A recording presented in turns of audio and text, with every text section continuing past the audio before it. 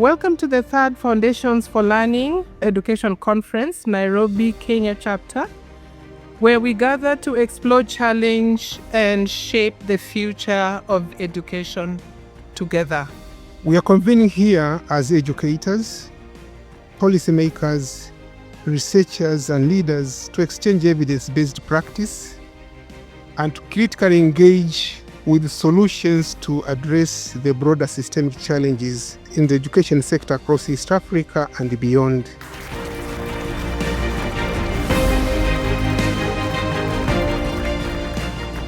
These are the kinds of things in the stew and the echoes that we were looking at in terms of quality in classrooms. We were looking at the quality of language and communication and literacy, maths, science and environment and diversity.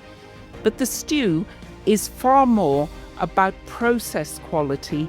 So we were looking at the teacher's abilities to develop trust, confidence and independence in children, whether they could get learners to have social and emotional well-being, whether they supported extending language and communication, whether they supported learning and critical thinking in young children, and whether they were able to assess learning and language. When you talk about transformative education, it talks to empowering individuals to move beyond having that sense of personal change, but looking at how they can be able to take part in social action. But for this particular transformation to really take roots in the education space, it has to be anchored on three key pillars.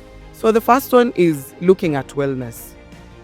And when we talk about wellness, we are looking at the physical, the mental, as well as the emotional wellness as foundations for learning.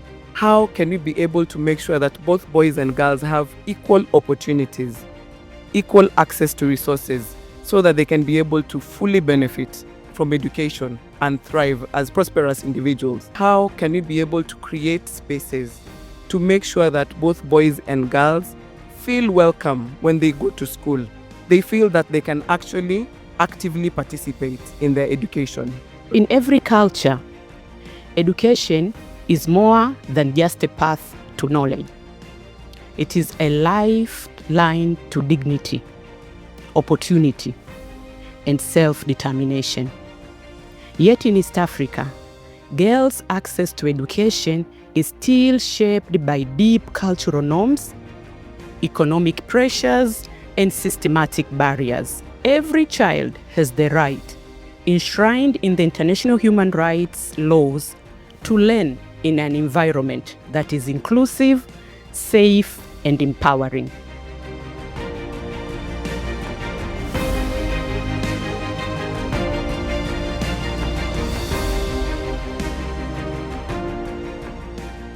Leadership is not an entity owned by one person.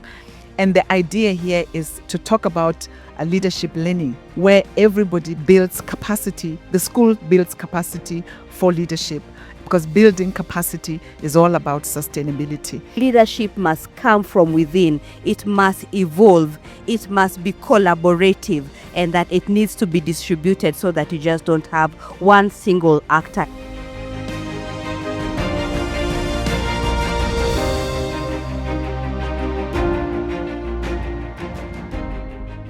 If we can together work toward a future where every learner, regardless of gender, ability, and geography, has the opportunity to reach their full potential, that's the foundation for any other gains that those children, those families, and communities might need.